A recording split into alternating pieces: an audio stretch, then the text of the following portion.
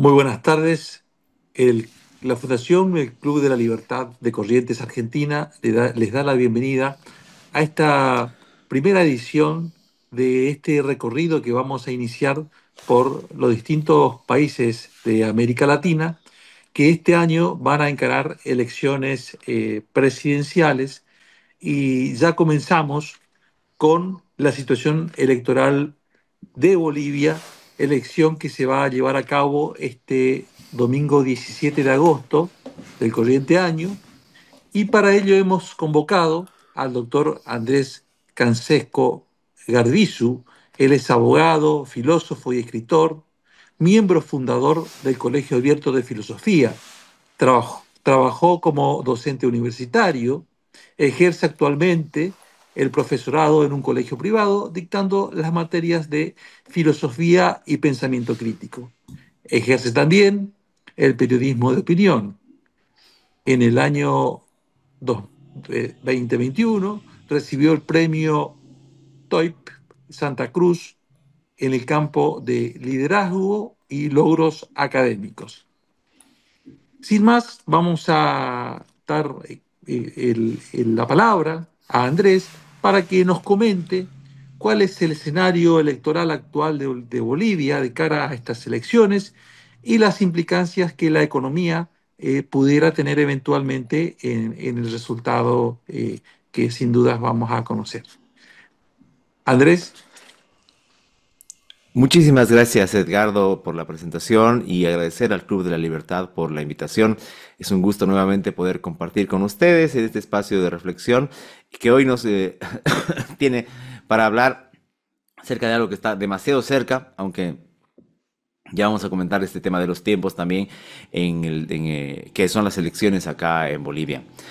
Para dar un pantallazo de toda esta situación, de toda esta realidad que estamos viviendo y que por supuesto tiene que ver con lo que ocurre con Argentina, y no solamente por la cuestión limítrofe, sino además por las similitudes que hay o que ha habido durante muchos años del manejo económico, de una corriente política, ideológica que ha manejado de una manera bastante peculiar, ya veremos qué otros adjetivos le ponemos después, a la situación económica y a la realidad, y que bueno, las consecuencias se empiezan a notar ya desde hace varios meses, incluso un par de años, ya diríamos acá en Bolivia.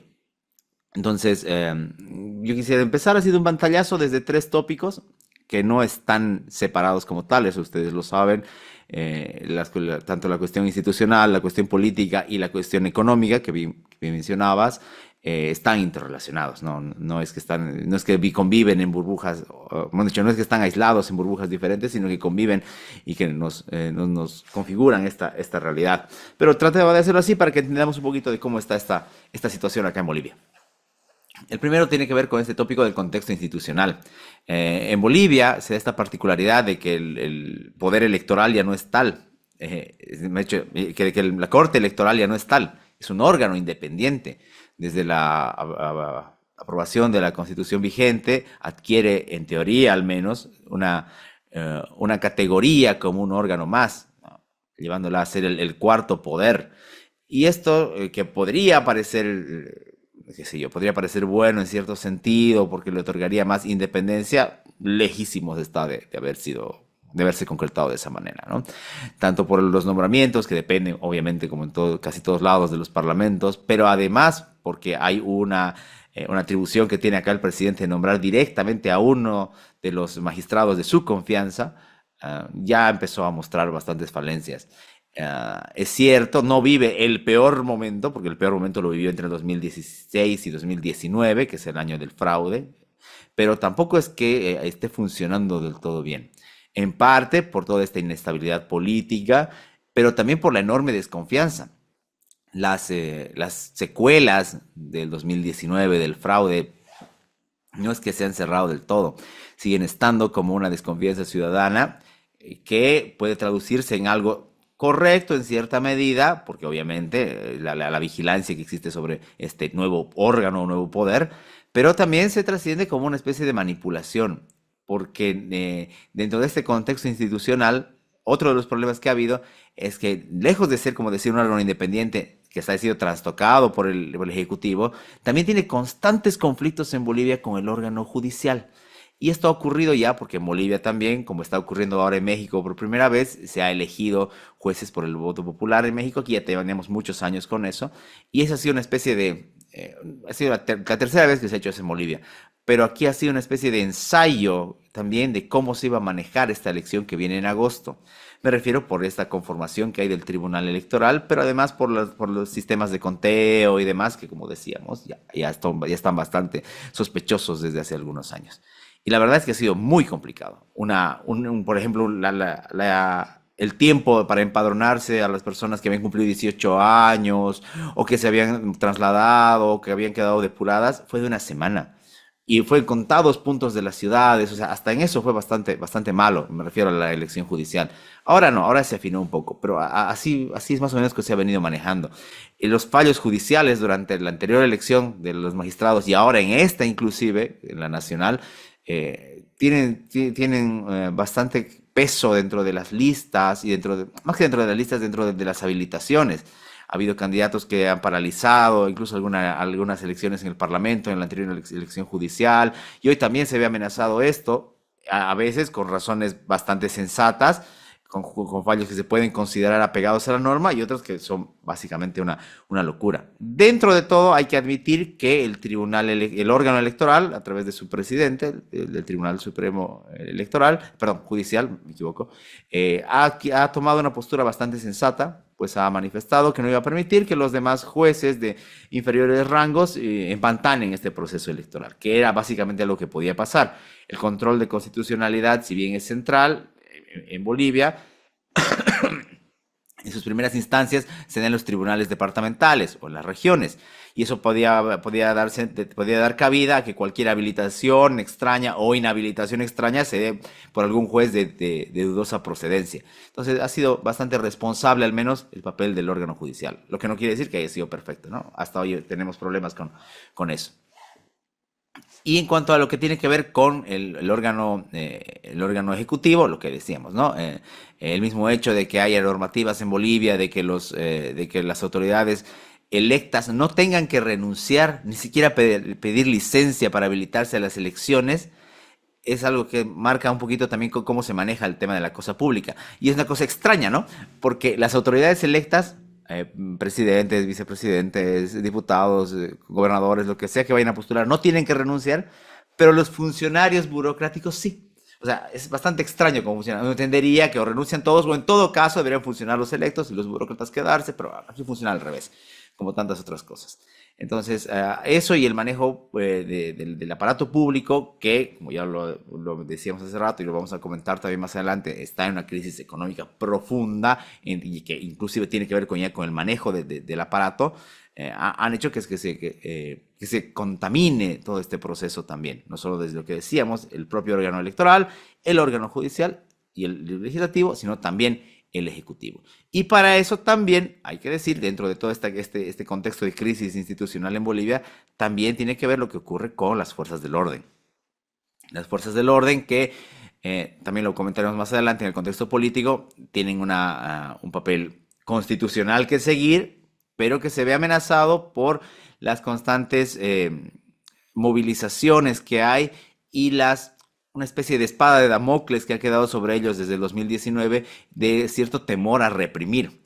No hay que olvidar que en el contexto boliviano, lo que ocurrió con los militares y policías que reprimieron a las movilizaciones posteriores a la renuncia de Evo Morales, han sido casi todos enjuiciados, están presos, no solamente a la expresidenta Yanine Áñez, sino a un montón de generales del ejército y de la policía. Entonces eso también como que desbalancea un poquito esta seguridad que tienen las personas de que estas elecciones existan siquiera.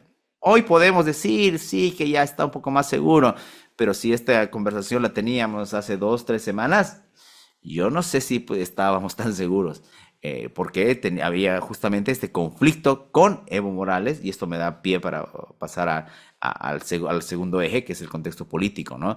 La figura de Evo Morales, inhabilitada no solamente judicialmente, sino por un referéndum del año 2016, en que se votó contra la reelección, contra una reelección más de las autoridades de presidente y vicepresidente, más allá de que desobedeció el fallo o este resultado del 2019 con un fallo constitucional bastante negro, hay que recordar, que establecía que la elección de presidente ilimitada era un derecho humano, así decía, o sea, para que los que no lo conocen, uno lo recuerda en el tiempo y suena a la vez de perverso, gracioso, y así es como se habilitó para el 2019 y bueno, todo lo que ya pasó después. Entonces, esta figura de Evo Morales, al verse imposibilitada, buscando siglas, buscando un partido con quien aliarse, porque tras esta situación había también la pelea interna en el movimiento del socialismo, como que Arce quería ser el candidato, no lo es más, ha puesto a uno de sus ministros, el exministro de gobierno, como candidato ahora. Entonces, ha sido una pelea de desgaste muy fuerte entre el oficialismo. Que ya se arrastraba hace un par de años, pero que ha detonado en una serie de enfrentamientos en junio de este año y también algunos el año pasado. Enfrentamientos y bloqueos que, como en estas cuestiones, no solo los afectan a ellos, sino afectaron a toda la población. Sumándole a los problemas económicos, sumándole a la incertidumbre institucional, teníamos los bloqueos de caminos bastante duros, sobre todo en la región de Cochabamba, que es el fuerte de Evo Morales y que además está en el centro del país, entonces complicó mucho la situación.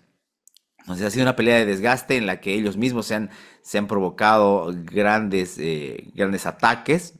No quiero decir que son insalvables, porque esto es política y peor cuando hablamos del populismo y del socialismo, cualquier cosa puede pasar, pero sí ha sido una especie de guerrilla de desgaste muy fuerte, mediáticamente, con amenazas, con procesos judiciales, sin la detención, o mejor dicho, sin la aprehensión de Morales por otro tipo de casos que tenía. A eso no ha llegado, ha habido una especie de correlación de fuerzas ahí, de las movilizaciones que claramente han impedido que esto se dé, pero a nivel político sí ha sido un desgaste, una fragmentación, no solamente dentro del Ejecutivo, sino dentro del Legislativo. Les decía, hay parlamentarios que dentro de la gestión actual que siguen siendo leales a Evo Morales, otros que siguen siendo leales a Luis Arce, ya en estos últimos estertores de su gestión, y aparece otra figura más, que es la del otro candidato, del que hablaremos ahora, que es Andrónico Rodríguez, que es el presidente del Senado en este momento,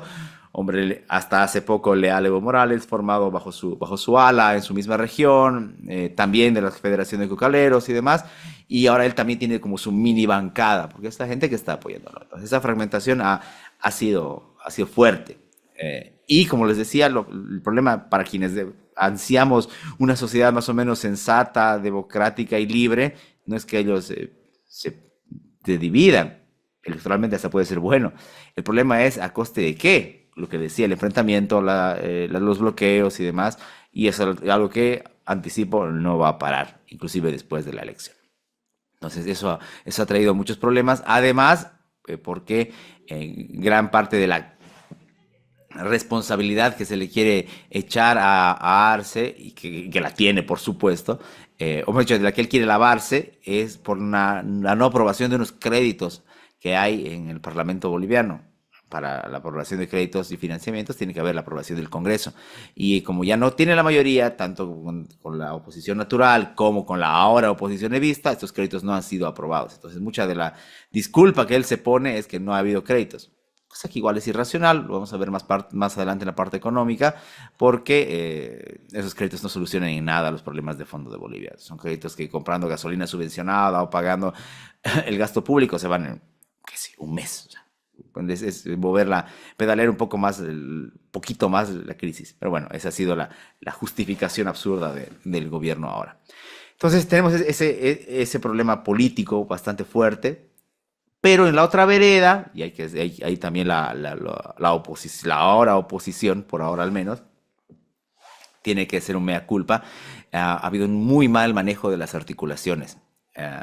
Uno entiende que hay visiones plurales, y está muy bien que así sea en una democracia abierta, pero lo cierto es que pareciera que la incapacidad de articular, no diré un frente, pero sino más bien algún frente con mayor volumen, frente a los movimientos de las diferentes versiones del movimiento al socialismo, se debe también en gran parte a la incapacidad y mezquindad de la oposición. Con bombos y platillos, por ejemplo, hace poco más de un año se anunciaba un frente amplio que aglutinaba a cuatro o cinco figuras importantes dentro de todo, más allá de que no son hegemónicas dentro ni siquiera dentro de la oposición, pero sí importantes. Y se ha ido fragmentando. Primero que la pelea con uno, luego con otro, el abandono de otro. Entonces, eso también ha dejado cierta desazón en la ciudadanía que quería tener una opción diferente, por lo menos más creíble. Hoy mismo se encuentran entre los partidos de la oposición lidiando una especie de ataques, de desgastes, provocados también por las recientes encuestas, que muestran las últimas dos, tres encuestas confiables, al menos en gran medida, que no hay forma de que el movimiento al socialismo, ni de Andrónico, ni el heredero de Arce ganen. O sea, en el mejor de los casos adquirirán un tercer lugar con un 20%, pero la oposición, los dos principales líderes de la oposición se encuentran separados por entre 2 puntos más o menos, entre 23, 21. Primero y segundo, y tercero aparece Andrónico Rodríguez, que es el sucesor, digamos, natural de Evo Morales, aunque ahora se encuentran distanciados porque Morales cuestionó un poco, por hecho, Andrónico Rodríguez cuestionó a Evo Morales y no se alineó a su pedido de ser habilitado. Entonces, eso que nos muestra a presente y a futuro también, a presente, que obviamente es inevitable, básicamente, salvo que algo extrañísimo ocurra, que aquí haya una segunda vuelta, cosa que nunca ha habido en la historia de Bolivia. Porque con nuestra anterior constitución no había segunda vuelta, sino se elegían en el parlamento al presidente entre las dos fuerzas mayoritarias. Y con la nueva nunca hizo falta, porque siempre ganaba Evo Morales, o en el último caso Luis Arce, con más del 50%. Entonces, esto va a ser algo nuevo dentro de la situación electoral en Bolivia, y por eso también considero que es bastante peligroso cómo se están atacando entre los mismos miembros de la oposición, porque ustedes han vivido el caso en Argentina. A veces esas cosas, si bien es cierto, el político a veces saca las peores armas del cinismo que tiene, ya se crea una imagen negativa ante la ciudadanía, ¿no? Entonces, limar a esas asperezas a veces puede costar, peor aún si son acusaciones graves, pero ahí están. Entonces, como que la disputa ahora no es tanto ganar la elección, sino como que sobrepasar, porque la diferencia, como les decía, es entre 1.5 o 2% entre ellos, y hay un margen de error inclusive ahí. Entonces, si quien logre posicionarse por encima en las encuestas va a tener, entre comillas, mayor legitimidad de llamarse el opositor, digamos, el primordial. Pero igual, esto es bastante delicado. Entonces creo que ahí también la oposición está configurando un panorama político muy complicado ahora y a futuro, lo decía, porque como en todo lado, aunque haya segunda vuelta, el Parlamento se conforma por los resultados de la primera. Entonces va a haber que gobernar de otra manera. Estamos acostumbrados a que el movimiento del socialismo tenga la mitad más uno, y en algunos casos, en algunas gestiones ha tenido hasta los 2 tercios con Evo Morales. Entonces el rodillo era tremendamente fuerte. Entonces estamos un poquito, la lógica ciudadana está acostumbrado a eso. Yo trabajo, por ejemplo, con jóvenes en el colegio, que están recién por votar, algunos saliendo de colegio, y ellos no conocen otra realidad democrática que no haya sido esa. Entonces, así de complicado es esto.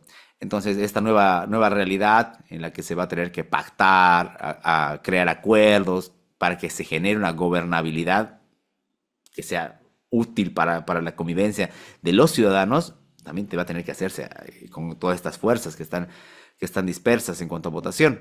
Entonces creo que ese panorama no lo están leyendo bien. Creo que está pudiendo más dentro de estos partidos la idea de vencer, que de mirar un poquito, ni siquiera digo mucho más allá, un poquito más allá a la conformación del nuevo parlamento en pro de las medidas que hay que tomar. Y ahí es donde nos depositamos en el último punto, que es el tema de la economía.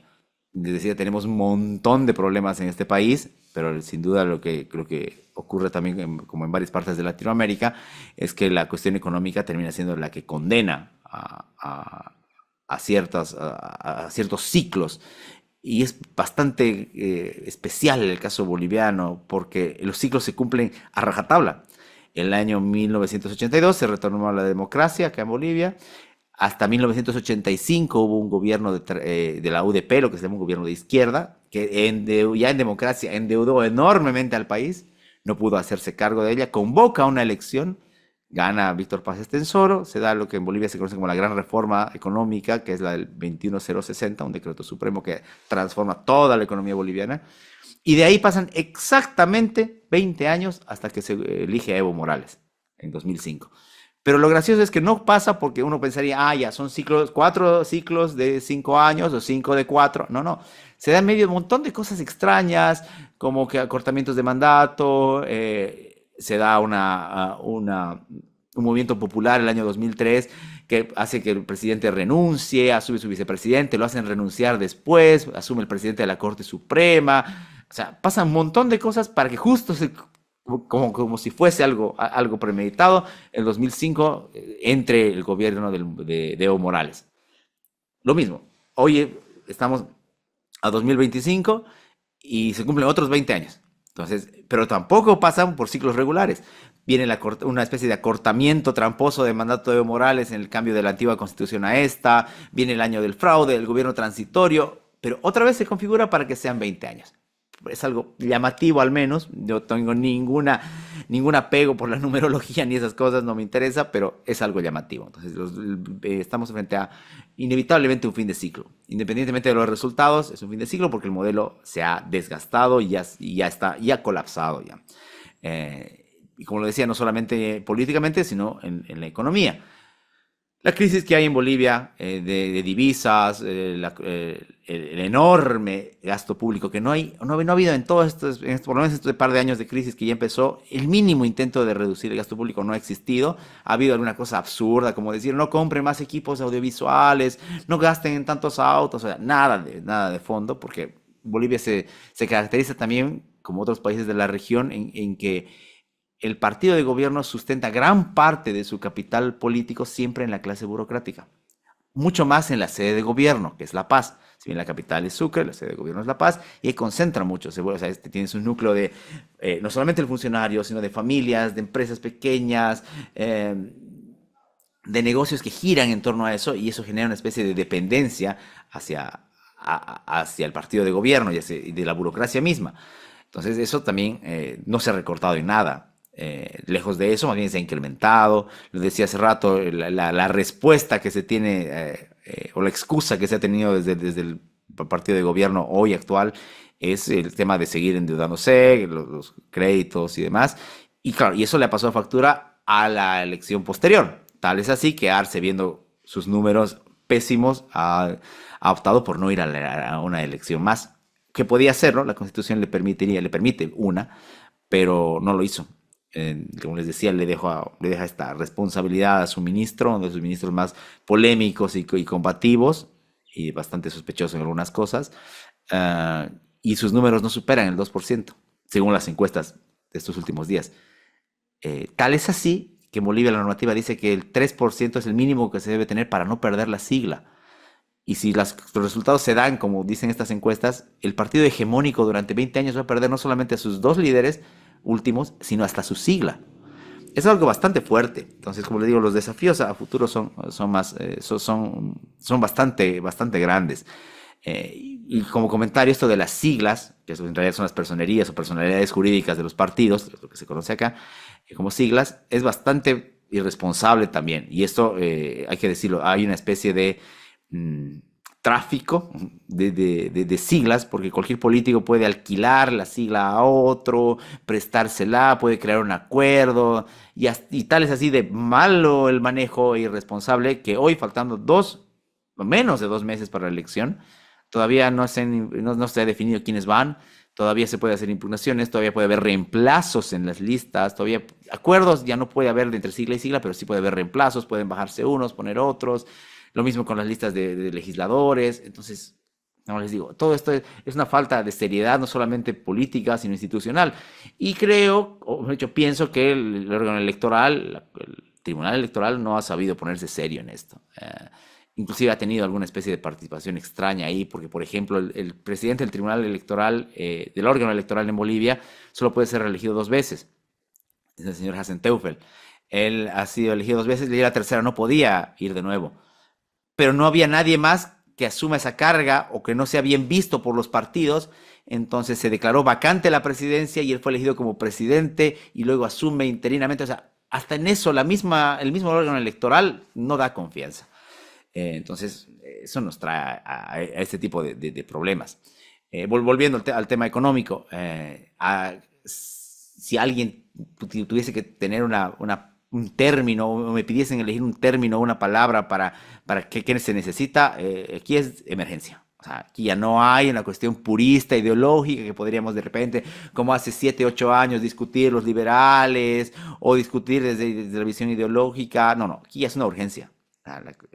Las colas por combustible, que en Bolivia es subvencionado, como les decía, encima, que cada vez drenan los recursos del Tesoro General, las reservas del Estado, la escasez que se produce ya de dólares, el incremento de precio de los alimentos, la inflación ya ha adquirido otra naturaleza. Hasta hace un año todavía era anecdótico y demás, pero ahora ya es algo muy, muy grave, inestable, imprevisible, ya incluso hasta la parte productiva de la economía. Mañana 25, hay un foro convocado por la Cámara de Agropecuarios del Oriente, que es la región del país donde se produce básicamente el alimento para todo este país, y están invitados los 4 candidatos con mayores porcentajes en las encuestas, porque se necesita respuesta, se necesita certidumbre.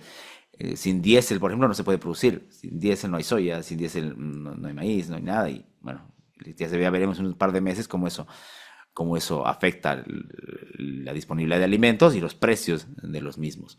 Entonces, es una situación grave. Es cierto, la gente ya ha notado la realidad, pero creo que el hecho de que Luis Arce haya decidido no ir a una reelección le ha dado ¿cómo le diríamos? Le ha dado cierta licencia perversa para no hacer nada ya. O sea, como que se va, y recordando la frase de ese aristócrata: después de mí el diluvio, para él, no importa, porque, por ejemplo, en la cuestión económica no hay nada que vaya a hacer. Esperemos que no entorpezca más la situación, pero igual, hasta la elección, hasta la segunda vuelta y hasta la posesión del nuevo es noviembre. O sea, estamos hablando de medio año todavía, básicamente. Eh, y creo que ahí la irresponsabilidad es bastante grande. Ah, la aplicación de medidas a futuro, ya con un nuevo gobierno, va a requerir lo que decíamos hace rato: no solamente un apoyo político, sino una espalda política, que ustedes en Argentina ya saben lo que cuesta. Medidas impopulares, peor aún en sociedades que están acostumbradas a subvenciones, a bonos. Es algo muy complicado, inevitable, pero necesario también. Lo único bueno, entre comillas, es que esa experiencia ya se vivió en Bolivia hace 40 años, justamente como lo decía, con el 21060. Una experiencia que nos ha enseñado, como también la historia reciente de países vecinos, que el gradualismo no va a funcionar, es peligroso. Se puede tomar como una medida para no tener tanto coste social, que al final vuelve a parecer igual, pero que no permite leer la realidad. Tanto es el distanciamiento de la realidad, por ejemplo, que ustedes sí ven cuando está la cotización del dólar electrónico en Bolivia, está cerca de 17 bolivianos hoy, pero para el Banco Central sigue siendo 6,96. O sea, ni siquiera con el tipo de cambio se ha podido sincerar un poquito este tema del tipo de cambio rígido, impuesto desde hace muchos años ya. Bueno, no se sincera, y es una ficción que solo sirve para algunas cosas, de hecho sirve para generar mayor especulación todavía. En Bolivia tenemos un problema enorme con nuestras tarjetas de crédito y de débito. Están completamente limitadas porque los bancos tienen que comprar, tienen que comerciar este dólar a otro monto que no es ese 6,96 afuera. Entonces, hay una limitación bastante grande. Y ese es el menor de los problemas, como les decía, la cuestión de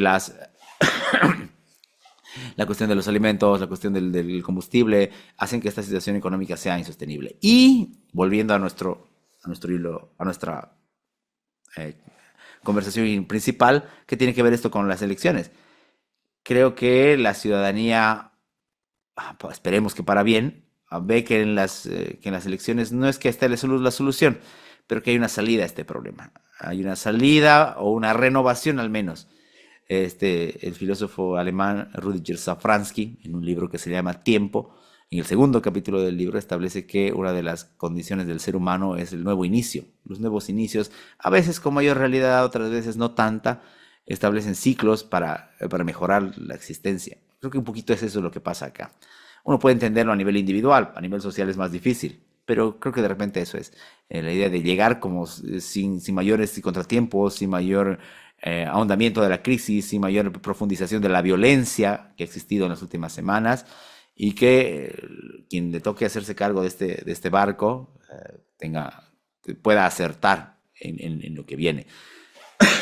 Insisto, no es algo fácil, no solamente porque no va a haber no va a haber esa hegemonía que tenía antes el partido de gobierno, eso es imposible que ocurra, lo que puede ser saludable para la convivencia democrática, siempre y cuando exista eso, un afán de pactar, de llevar esto a buen puerto.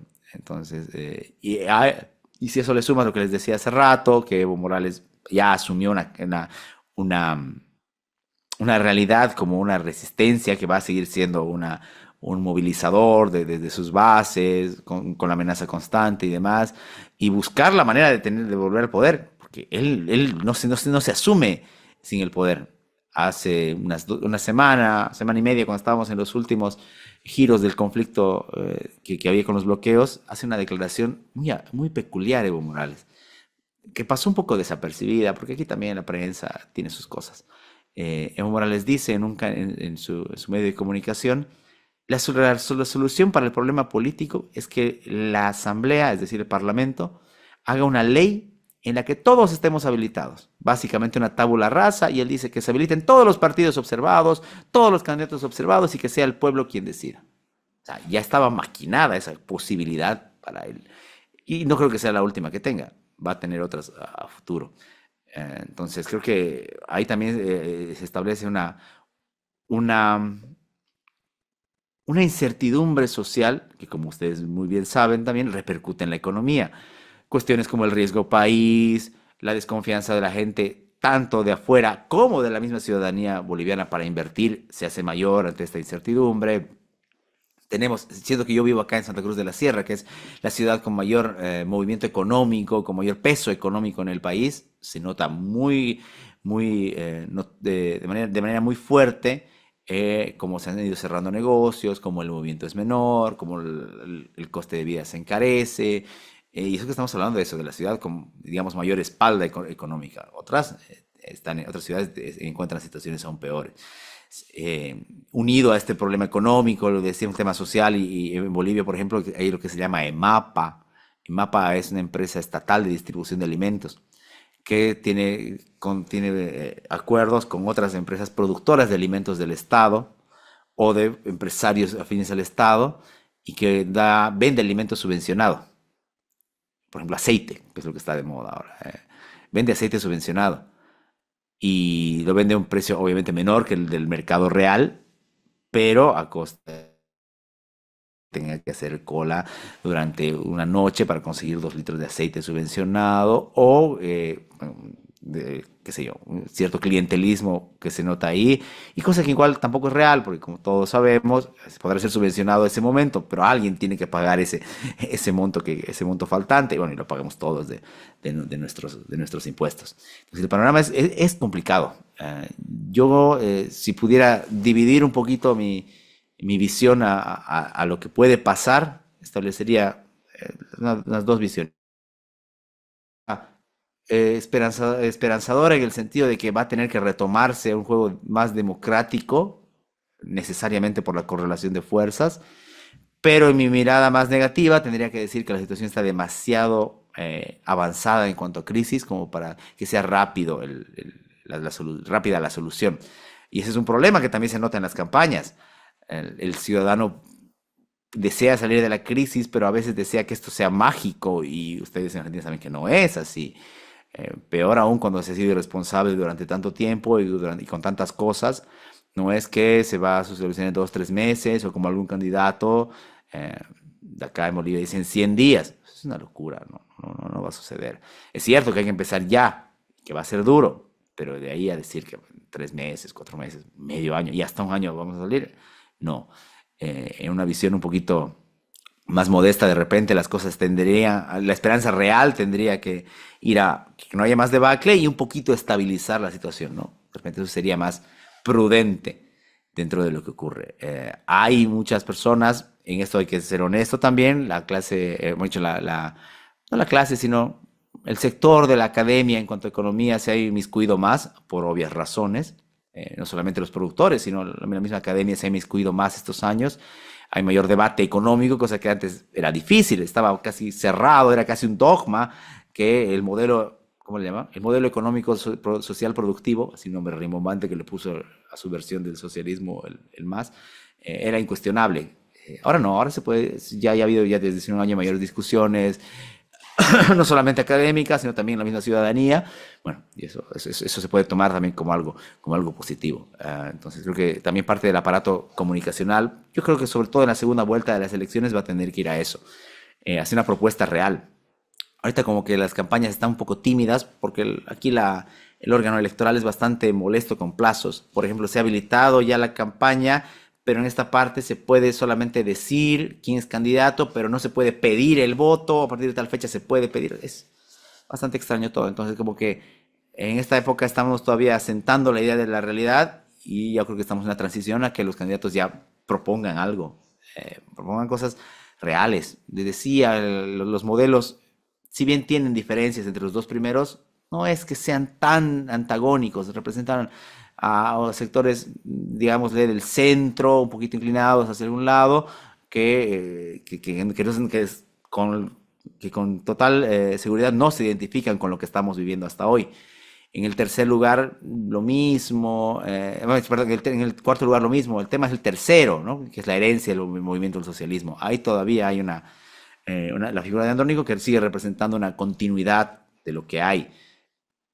Y no solamente que está mal, sino que hasta él mismo quiere lavarse un poco de eso. De hecho, gran parte de su estrategia por no pegarse a Morales, por no pegarse a Arce y no usar la misma sigla, porque está yendo con otra sigla, con otro partido, es eso, de que no se lo contamine el candidato de Arce, como les decía, que no llega al 3%.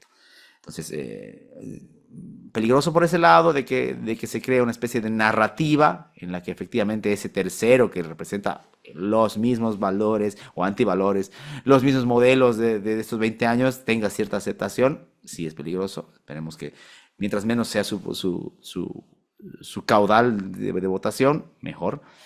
Pero creo que ahí va. Entonces, como les decía, los dos primeros no se diferencian tanto. Sí hay diferencias, pero no es que sean tantas.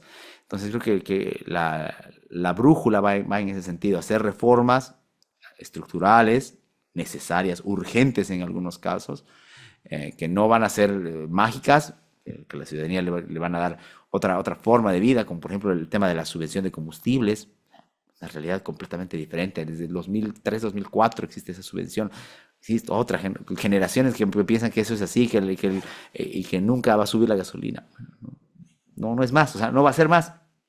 Ya después veremos qué tanto se sube, si es paulatino, si es algunos sectores, no, okay, otra historia, pero es un ejemplo. Hay un montón de cosas así. Entonces, va a ser una época dura, va a ser una época compleja, lo es ya. La agitación política, si bien es cierto, ha bajado estas últimas 2 semanas, hasta hace unas 3 era bastante fuerte. Entonces, incluso, y con esto ya para ir ya yendo a la penúltima parte, la misma manera en la que se ejerce la democracia todavía acá es bastante compleja. Hay reductos todavía de Evo Morales donde otros partidos no pueden hacer campaña porque hay violencia política, o por ejemplo los sectores en algunas comunidades en las que el voto no es secreto, tienen que salir y mostrar a las comunidades, a la gente, a las autoridades de su comunidad por quién votaron, bajo amenaza de castigos o violencia, o sea, y que se camuflan bajo la idea de la democracia comunitaria u originaria. Entonces, esas cosas también nos han hecho mucho daño. Si bien es cierto, no se da eso en todo el país, pero son muestras, son síntomas de lo débil que es la democracia, ya no como utopía, sino como sistema de convivencia, ¿no? Entonces creo que eso también hay. Y finalmente, para no hacerlo más largo, uno diría que, bueno, estamos acá en el Club de la Libertad. Bueno, ¿qué importancia tiene hoy la libertad? O sea, ¿qué papel va a jugar la libertad o, si quieren, el liberalismo o las ideas de la libertad en estas elecciones? sí juegan un papel. No, obviamente no el que quisiéramos. Uno pensaría que durante estos años se podría haber articulado una fuerza liberal como tal, como ha ocurrido en Argentina, cosa que aquí está lejísimos de pasar. Hay unos par de candidatos que pues, representan esa ideología, pero contrario a lo que debería ser, su manejo político ha sido muy poco serio.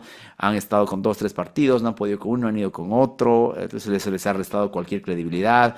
Aparte que son nuevos en todo esto, contrario a los otros dos que, como les decía, que tienen ya años, 3 décadas casi en política, y ya están asentados con su imagen, y en el caso de uno de ellos con su partido.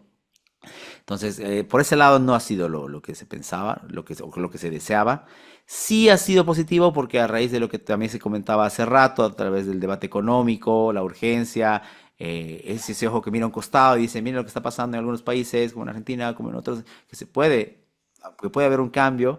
Entonces ha servido mucho, más con este mundo interconectado, ¿no? Entonces eso ha ayudado a que por lo menos la recepción de las ideas de la libertad sea mayor. La importancia, por ejemplo, no solamente la libertad económica, sino las libertades políticas, se ha asentado un poco más. No todo, no de modo ideal, pero se ha asentado un poco más.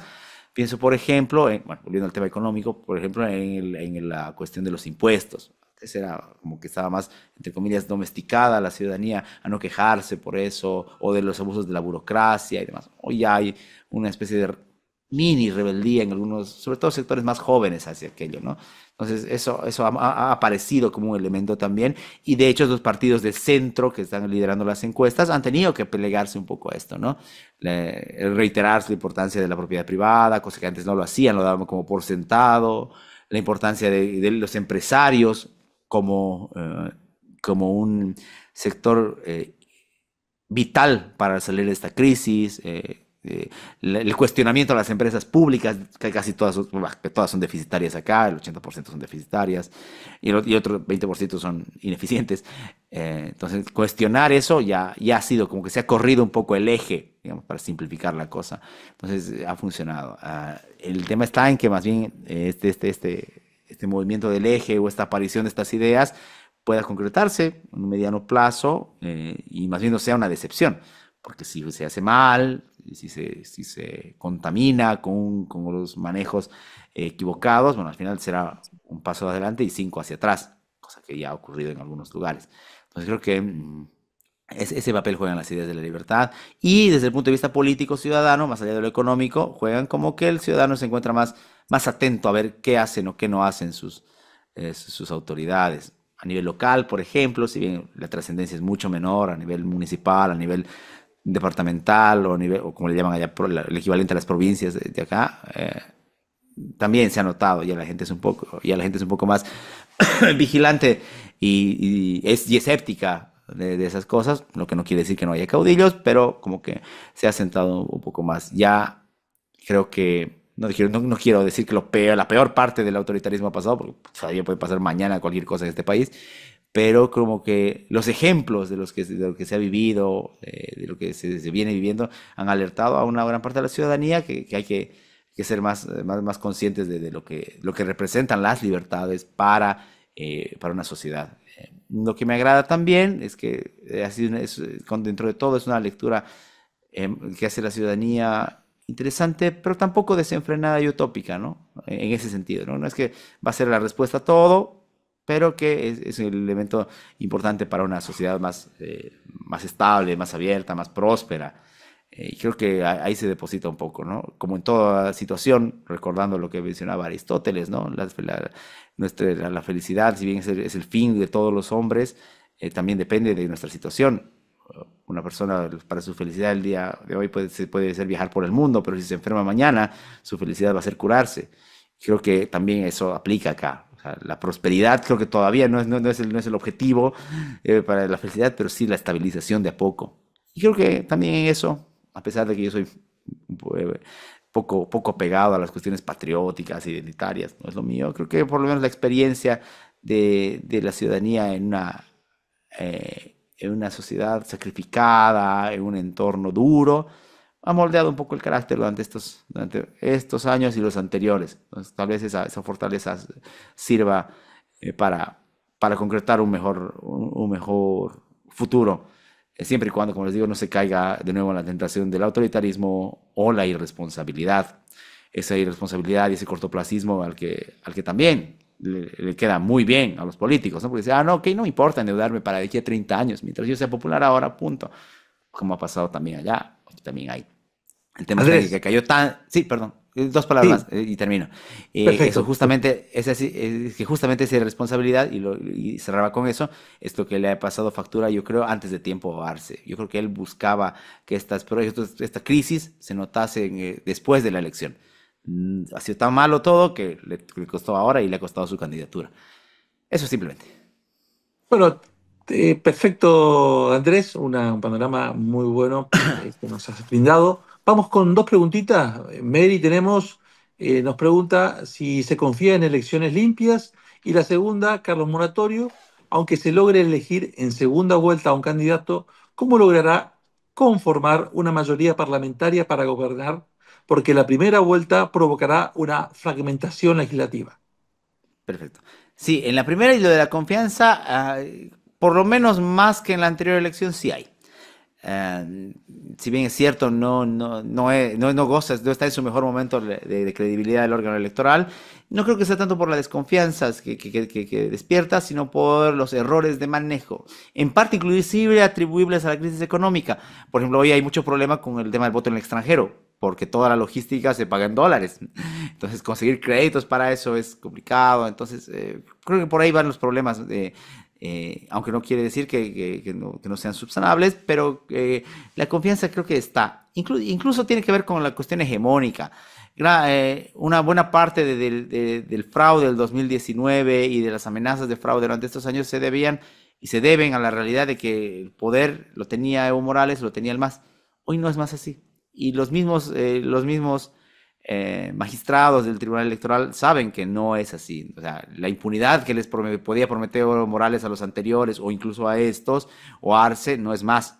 Entonces, como que se ven más controlados por eso. Por eso decía hace rato que el problema institucional entre el Ejecutivo y el Electoral pasó factura. Claro, y le pasó ese 2019.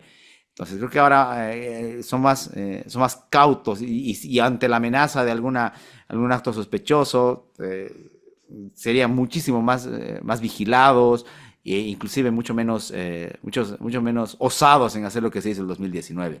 Insisto, no pongo las manos al fuego por nadie, de hecho soy muy crítico del órgano electoral, pero creo que no es la misma realidad del 2019. El mismo desmoronamiento de la hegemonía que se ha venido dando, bueno, hace que no tengan tanto control ni influencia sobre el órgano electoral. Bien, Y cuanto a la segunda pregunta, lo que me decías bien. del Parlamento, sí, es lo que mencionaba, la fragmentación va a ser inevitable. Tenemos ahorita las cuatro fuerzas principales, pero inclusive hasta la sexta podrían tener algún poder, alguna representación parlamentaria, si es que no se bajan. Podrían tendríamos de tener un parlamento bicolor y en el mejor de los casos un tricolor como ha habido ahora vamos a tener un parlamento mucho más atomizado, no solamente, y esto es importante en Bolivia, no solamente por los partidos, sino por las regiones. En Bolivia, y más aún, porque yo vivo en Santa Cruz, les digo, la cuestión regional pesa mucho. Entonces, ahí también va a haber una nueva forma de asumir cómo complementar o cómo conviven estas visiones regionales a través del Parlamento. De hecho, en la anterior elección, por ejemplo, el candidato que obtuvo el 10%, el tercero, el gobernador que luego fue elegido gobernador de Santa Cruz, tenía toda su representación parlamentaria basada en su región. O sea, afuera de Santa Cruz no ganó nada. Entonces, eso fue algo que también pesó mucho. No creo que ocurra tanto ahora porque no hay una figura del Oriente acá. Entonces, como que el voto de dejar del Oriente, lejos de esa identificación, va a apuntar así quien logre convencerlo más. Pero insisto, ya no es esa, ya es otro panorama. Lo que por eso les decía, es muy complicado también porque va a haber que hacer acuerdos, va a haber que hacer pactos. Y ojo que también venimos de ese sinsabor en Bolivia. Sinsabor hecho porque los parlamentarios han sido muy, digamos, de una manera decorosa, muy frágiles con sus principios y sus colores en algunas gestiones, las dos, tres anteriores, que fácilmente para aprobar algunas normas, mágicamente aparecían sus votos a favor del partido de gobierno. Pero también venimos con el sinsabor discursivo, porque si de algo se han ocupado sobre todo los comunicadores y el mismo Evo Morales durante muchos años, ha sido de maldecir a la idea de la democracia y la pluralidad. La idea del multipartidismo para él era nociva, o sea, ideológicamente ellos ansían tener un partido único, hay que decirlo. Y la idea, por ejemplo, de que haya pactos y lo que él llamaba la democracia pactada, esa era la palabra que utilizaba, de antes, fue demonizada por la gente. Tanto así que inclusive en las regiones y en las ciudades, la gente, los políticos y la ciudadanía misma aspira a tener un control total. Así se ha contaminado también esta visión.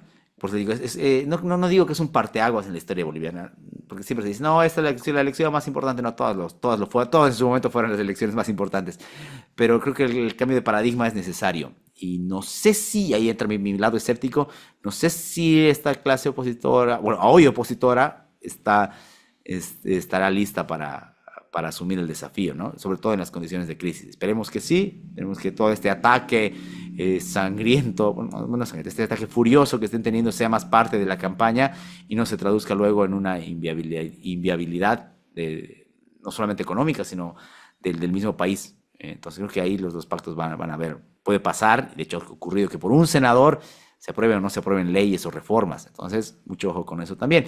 Y para acabar este punto, en Bolivia tenemos otro problema, que es que la gente tiene esa tentación de votar muy en línea. Las papeletas en Bolivia son arriba y abajo. Entonces, arriba, hasta en eso es perverso, ¿no? Arriba está el presidente y abajo se vota por los congresistas, por zona. Y la gente no suele casi votar cruzado, casi ni ve quién es su asambleísta o su parlamentario por territorio, vota en línea. Entonces también eso también es parte de nuestra, bueno, de las limitaciones que hay al momento de armar un parlamento que realmente pueda trabajar para lo que fue elegido. Hernán Alcolea pregunta, hay comentarios de influencias políticas de los iraníes en Bolivia. ¿Qué hay de cierto en esto? De ser así, si influyen de alguna manera en las elecciones. No, a ver, en las elecciones no podría asegurar. Militarmente, sí, ustedes saben, eso es bien conocido. Hay acuerdos militares entre Bolivia e Irán y de las dos gestiones. Lo hizo tanto Evo Morales, ya con la época de Ahmadinejad, hace tantos años, y ya con el nuevo gobierno iraní, Arce lo hizo. Entonces sí hay acuerdos militares. Bueno, a nivel electoral no pesa tanto, pero sí a nivel político y a nivel diplomático, tanto Evo Morales y Arce, que se encuentran supuestamente peleados, casi al unísono los dos han salido a respaldar a Irán y demás, todo ese eje que ha sido, bueno, que se ha sido establecido y que responde a esos intereses, ¿no? Que ya ustedes conocen, el caso de Venezuela y demás, ¿no? Entonces, no sé si a nivel político juegue tanto, porque no hay una identificación de eso en Bolivia como un problema local. Creo que más se ve como un problema internacional, grave, sí, pero no creo que así se siente tanto dentro del discurso. Sí, a manera de temas de seguridad, sí, eso sí, inclusive de ciberseguridad, sí puede jugar un papel, ¿no? Pero convengamos que también ese no menos ahora, esa no es una de las principales preocupaciones de la gente. Ahorita sí, la gente tiene su vista ver cómo salir de esta crisis y bueno, ver qué se hace después. Pero sí, de que existen esos acuerdos, sí están. Andrés, ha sido un placer tener esta charla contigo. Para la Fundación Club de la Libertad de Corrientes Argentina es todo un placer tener esta visión completa de la situación electoral en Bolivia, de todas las implicancias que hemos hablado. Te damos las gracias y buenas tardes por estar con nosotros en este ciclo. No, más bien las gracias a ustedes por la invitación. Si algo nos ha traído más bien esta cosa de la pandemia es poder generar estos espacios. Yo he tenido el gusto de conocer a algunos de ustedes en persona cuando estaba por Argentina y bueno, y poder tener ese contacto siempre es importante, ¿no? Como les decía, no solamente el tema limítrofe, hay muchas realidades similares y problemas similares y no está mal hacer estos análisis. Otro de los grandes problemas de Bolivia es que a veces tenemos esta visión de cerrarnos al mundo, pensar que aquí podemos encontrar todas las respuestas sin mirar hacia otro lado. Es un error. O sea, los problemas de la humanidad tienen sus peculiaridades, pero son problemas comunes. y similares. Entonces creo que ese ejercicio es muy útil. Agradecerles más bien por la atención, por la invitación, dispuesto para lo que necesiten e invitarlos. Y pueden seguirme también en mi canal de YouTube, que es El Laberinto 2.0. Ahí van a encontrar. Hay actualizaciones sobre el tema político, tema cultural boliviano e internacional, así que los invito también a que se suscriban. Y nada, una vez más, gracias a ustedes por la invitación.